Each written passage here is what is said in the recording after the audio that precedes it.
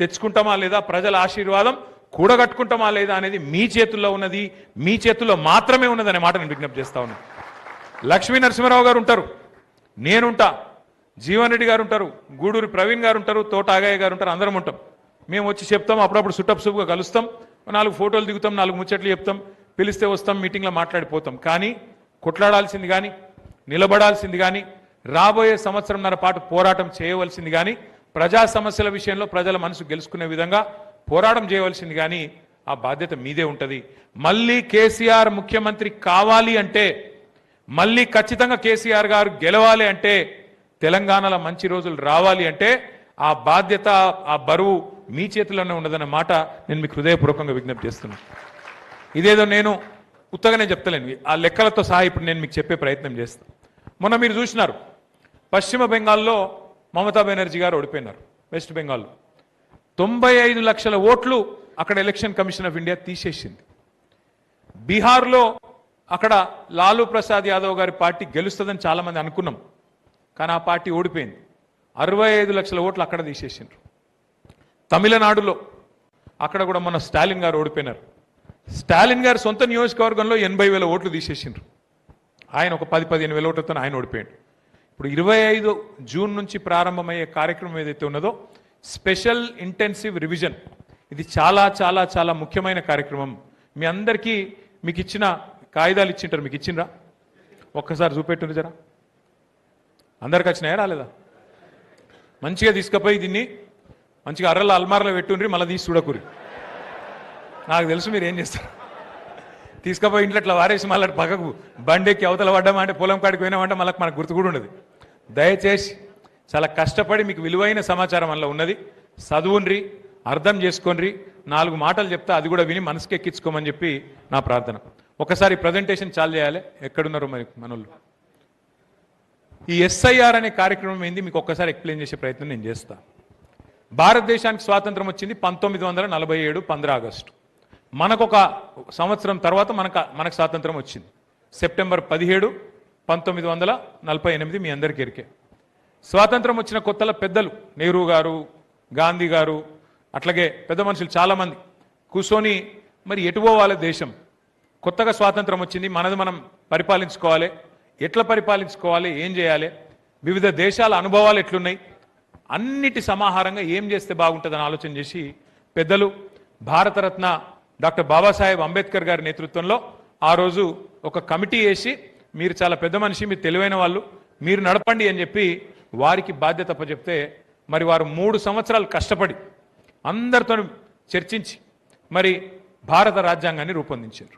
ఆ రాజ్యాంగం అమల్లోకి వచ్చిన రోజే గణతంత్ర దినోత్సవంగా మనం జరుపుకుంటాం. మీ అందరికీ కూడా తెలుసు. భారత రాజ్యాంగం యొక్క గొప్పతనం ఏంటంటే, ఇవాళ అంబానీ కావచ్చు, లేదా వేములవాడలో శాతరాజ్ పల్లెలో ఉండే ఒక దళితుడు, ఒక బలహీన వర్గాలకు సంబంధించిన ఒక బిడ్డ కావచ్చు, అంబానీ అయినా ఇక్కడ మన వేములవాడలో ఉండే ఒక సామాన్యుడైనా, రాజ్యాంగం ప్రకారం బాబాసాహెబ్ రాసిన కానూన్ ప్రకారం ఇద్దరికి ఒకటే ఓటు ఉంటుంది, ఆ ఓటుకు ఒకటే విలువ ఉంటుంది. ఇది ఇప్పుడు నేను చెప్తేనేమో అల్కగా అనిపిస్తుంది. వేరే వేరే దేశాలలో ఓటు హక్కు కోసం పోరాటాలు జరిగినాయి. అమెరికాలో చాలా కాలం నల్ల జాతీయులకు ఓట్లు లేకుండే. అమెరికాలో చాలా శతాబ్దాల పాటు మహిళలకు ఓటు హక్కు లేదు. కానీ మన దేశంలో డాక్టర్ బాబాసాహెబ్ లాంటి ఒక గొప్ప వ్యక్తి ఆ బాధ్యత తీసుకున్నాడు. కాబట్టే మొట్టమొదటి ఎన్నికల్లోనే అందరికీ సమాన ఓటు హక్కు, మహిళలకు కూడా ఓటు హక్కు కల్పించిన మహానుభావుడు డాక్టర్ బాబాసాహెబ్ అంబేద్కర్.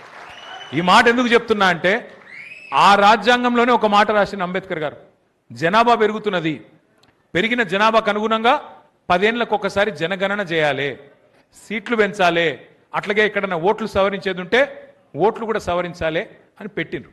దాని ప్రకారం ఏంటిది, ఈ ఓట్ల వడపోత కార్యక్రమం. ఎస్ఐఆర్ అంటే పెద్ద అర్థం కాని ముచ్చటేం కాదు. ఓట్ల వడపోత కార్యక్రమం, ఓటర్ లిస్టును జల్లెడబట్టే కార్యక్రమం, గంత తప్ప ఏం లేదన్న. దాని విషయం ఒకసారి మీకు చెప్తా. ఇది మొదటిసారి జరగలేదు, ఇది మొదటిసారి జరుగుతలేదు భారతదేశంలో. ఇది వరకు 13 సార్లు జరిగింది, ఇది 14వసారి. కానీ ఈసారి కొన్ని అనుమానాలు ఉన్నాయి కాబట్టి మనం జాగ్రత్తగా మనం ఉంటే మంచి జరుగుతుందన్న ఉద్దేశంతో ఎన్నికల కమిషన్ దగ్గరికి మన పార్టీ తరఫున నేనే పోయి ఎన్నికల కమిషన్ బీహార్ అప్పుడే మమ్మల్ని అందరినీ పిలిచింది. 6 నెలల కిందట 9 నెలల కింద పిలిస్తే పోయి అడిగినాం, సార్ మీరు ఇదేదో అధికారిక ప్రక్రియ అని చెప్పి ఆఫీసర్లకు అప్పచెప్తే కాదు. మీరు కంపల్సరీ ప్రతి పార్టీకి సంబంధించిన నాయకులు కార్యకర్తలు ప్రతి పోలింగ్ బూత్లో ఉంటారు. మాకు కూడా అవకాశం ఇవ్వాలి, ఆల్ పార్టీ కమిటీ వేయండి అని మనం అడిగినాం. అడిగితే దానికి అనుగుణంగానే ఇవాళ బూత్ లెవెల్ ఏజెంట్ ఒక్కొక్క పార్టీకి ఒక్కొక్క ఏజెంట్ను నియమించుకునే వెసులుబాటు వాళ్ళు కలిగించినారు. మరి ఏంది అసలు దీని ప్రాసెస్ ఏంది, ప్రక్రియ ఏంది, దీని కథ ఏంది ఒక్కసారి మీకు తెలియాలి. ఎస్ఐఆర్ 13 సార్లు జరిగింది భారతదేశంలో. నేను మీకు చెప్పిన లాస్ట్ టైం ఎప్పుడు జరిగింది, చివరిసారి 2002లో జరిగింది. 2002లో వేములవాడ నియోజకవర్గం లేదు. అప్పుడు మీకు యాదకుండాలి, అప్పుడు నేరెల్లో ఉండే, సిరిసిల్ల ఉండే. ఇప్పుడున్న వేములవాడ అప్పుడు సిరిసిల్లలు ఉండే, నేరెళ్ళ ఇప్పుడున్న సిరిసిల్ల అంతా అప్పుడు నేరెళ్ళలు ఉండే, మీకు ఎరికేది. సో అప్పుడు ఆ కాలంలో 2002లో అప్పుడు ఎస్ఐఆర్ జరిగింది. అప్పుడు ఉమ్మడి ఆంధ్రప్రదేశ్ ఉండే, తెలంగాణ లేకుండే. మరి ఇప్పుడు అన్ని మారినాయి. తెలంగాణ అయింది, వేములవాడ నియోజకవర్గం 2009-8 అయింది. మరి 2002 లిస్టు తీసుకుంటారు. రెండోది ఏం చేస్తారు, 2025 మొన్న జరిగిన లేటెస్ట్ 2025 ఓటర్ లిస్టు కూడా తీసుకొని పక్కకు పెట్టుకొని, ఇక్కడ ఇంపార్టెంట్ పాయింట్ ఏంటంటే 2002లో కొంతమంది పిల్లలు ఆ రోజు పుట్టి ఉండరు. ఇప్పుడు వాళ్ళు పుట్టిన వాళ్ళు 2025 లిస్టులో ఉండొచ్చు. ఆ రోజు ఉదాహరణకు నేను చెప్తున్నా, ఇప్పుడు మా అరుణక్కు ఉంది ఇక్కడ. అరుణక్కకు ఆ రోజు కోడలు లేకపోవచ్చు, ఇలా కోడలు వచ్చింది, మరి కోడల పేరు ఉండాలి కదా.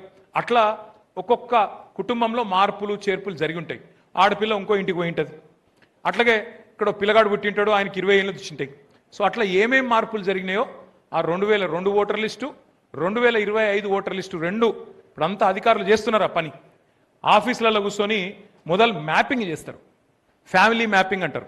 ఉదాహరణకు మరి ఆ కుటుంబంలో ఎవరు ఉన్నారు 2002 లిస్టులా 2025 లిస్టులా వాళ్ళు టిక్ పెట్టేస్తారు. వాళ్ళకు కొత్త పేర్లు ఏమైనా ఉన్నాయనుకో 2025 లిస్టులో, వీళ్ళు ఎవరు, కొడుకా, అల్లుడా, బిడ్డనా అని చెప్పి లింకు పెట్టాలి. దానికోసం ఆ లింక్ కానోళ్ళు కుటుంబం ప్రూఫ్ డాక్యుమెంట్లతో పాటు ఒక ఫారం నింపాల్సి ఉంటుంది.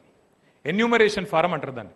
ఏది కొత్తగా ఎవరైతే 2002లో లేకుండా 2025లో ఉన్నారో వాళ్ళ ఫ్యామిలీ మ్యాపింగ్ కోసం, అంటే ఆ మనిషి, ఆ కుటుంబ పెద్దెవరు, ఆ కుటుంబంలో ఎవరెవరు ఉన్నారు, కొత్త కోడలు వచ్చిందా, కొడుకు వచ్చిందా, ఎవరు వచ్చిండ్రు, వాళ్ళ కోసం ప్రూఫ్తో సహా ఎన్యూమరేషన్ ఫారము మనం నింపాల్సి ఉంటుంది. ఇది ఒక ఇంపార్టెంట్ పాయింట్. ఈ పని నిజానికి అధికారులే చేసుకోవాలి. ఆఫీసులలో కూర్చొని 2 లిస్టులు ముంగట పెట్టుకొని జూన్ 25 లోపలనే వాళ్ళే ఇదంతా చేసుకోవాలి. ఇక్కడ ఇంపార్టెంట్ పాయింట్ ఏంటంటే, నెక్స్ట్ స్లైడ్, మనం ఎక్కడ వస్తాం. వాళ్ళ తెలంగాణ రాష్ట్రంలో 3,39,00,000 ఓటర్లు ఉన్నారు. లేటెస్ట్ ఓటర్ లిస్ట్ ప్రకారం 35,985, అంటే దగ్గర 36,000 పోలింగ్ బూత్లు ఉన్నాయి. అందులో మీ వేములవాడలో 262 బూత్లు ఉన్నాయి. మరి ఈ 262 పోలింగ్ బూత్లలో ఏం ప్రక్రియ జరుగుతుంది, ఏం జరుగుతుంది అంటే, మీకు సరిగ్గా ఈ నెల 25వ తారీఖు నుంచి ఇంటింటికి వచ్చి మరి అధికారులు వస్తారు. అధికారులు అంటే ఎవరు, బూత్ లెవెల్ ఆఫీసర్ అంటే ఎవరు, అంగన్వాడీలు ఉంటారు.